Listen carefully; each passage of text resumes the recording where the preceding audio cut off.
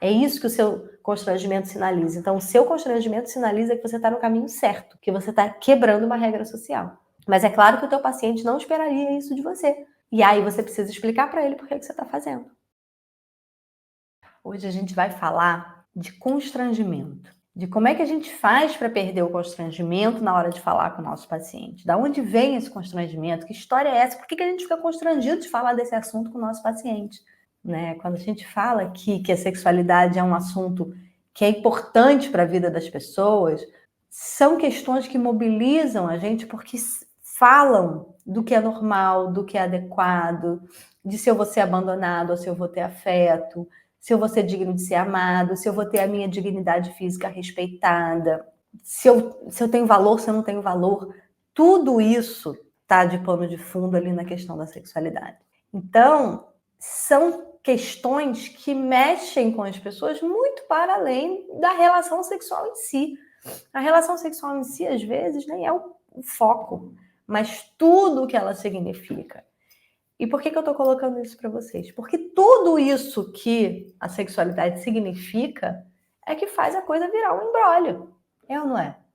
E quando eu falo de valências emocionais, eu estou falando de emoções negativas ou positivas, mas no caso dos pacientes que se queixam, negativas, intensas, né? Que fazem com que as pessoas se sintam mal, que fazem com que a resposta sexual, com que o corpo funcione num modo de ativação de emoção negativa, e não num modo de excitação, de ciclo do desejo e de resposta sexual. O estressor constante de viver com uma questão muito importante e negligenciada na minha vida durante muito tempo, me predispõe à doença, me predispõe a estresse, me predispõe a disfunções sexuais, me predispõe à ansiedade, à depressão, à psicopatologia. Aqui a gente está falando de um conceito que é a pragmática da comunicação. A comunicação ela tem várias camadas. A comunicação entre as pessoas tem regras, né? Então, a gente vai aprendendo implicitamente regras sobre o que a gente pode falar, com quem que a gente pode falar, de que jeito a gente pode falar, em que contexto a gente pode falar. Que regras foram essas que vocês foram aprendendo? Como que você aprendeu que não podia falar de sexo? Seus pais disseram, olha, oi, Gorete, tudo bem? Sexo é um assunto que a gente não pode falar aqui em casa, tá? É proibido. Ou você foi aprendendo isso de um outro jeito?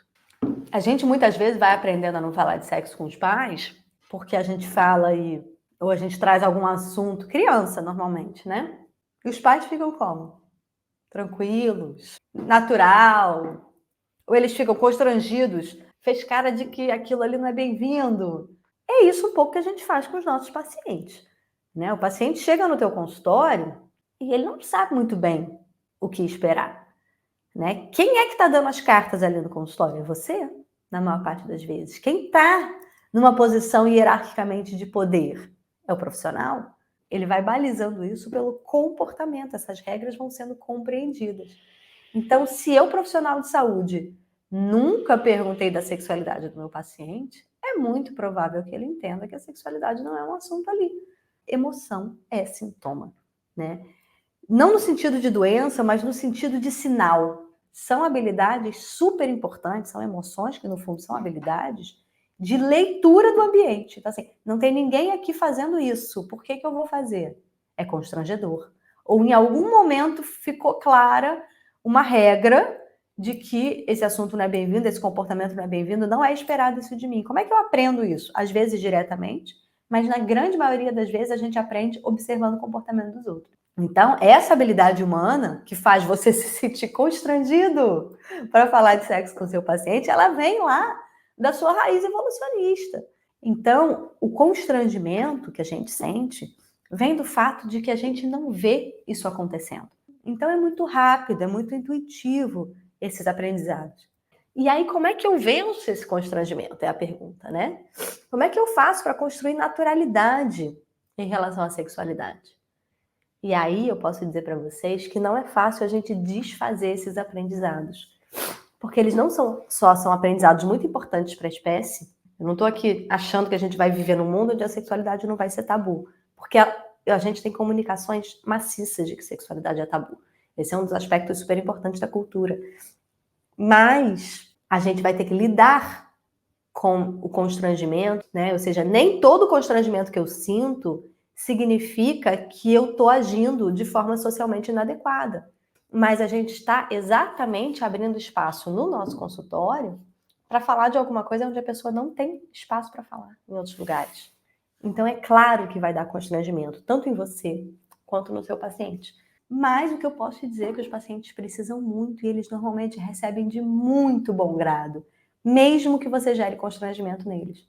E aí eu acho que a gente pode pensar em formas de lidar com isso. Então, assim, só vai ser natural, gente, se você praticar. As coisas só ficam naturais quando a gente pratica. Então, a primeira vez que você foi atender um paciente na sua vida, você estava natural? Claro que não. Mas você não foi assim mesmo? Então é um pouco isso, né? Vai, não vai de peito aberto, vai com as técnicas que a gente está te ensinando aqui, vai com as técnicas que você vai aprendendo passo a passo da queixa sexual, vai com técnica. Então a gente vai perguntar para o paciente e a gente vai metacomunicar. Eu vou falar disso daqui a pouquinho. A gente vai explicar um pouco por que isso é importante. Claro, a gente não vai simplesmente jogar o assunto. Tem uma regra social que diz que esse assunto a gente não simplesmente joga.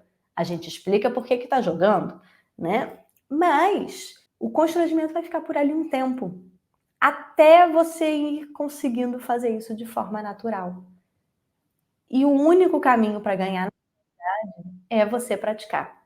Né? Por um lado, você praticar, por outro lado, você conseguir reformular as crenças que geram em você todas essas emoções negativas. Ou seja, que crenças eu tenho que me fazem achar que isso aqui é inadequado, que me fazem achar que esse não é um assunto bem-vindo aqui. Aonde eu aprendi isso? Será que foi em casa? Será que foi na escola? Será que foi na minha própria formação? Um ponto aqui para a gente entender é que perguntar, abrir espaço para o paciente falar de sexo, falar de sexualidade com ele, é, na verdade, dar permissão para ele falar.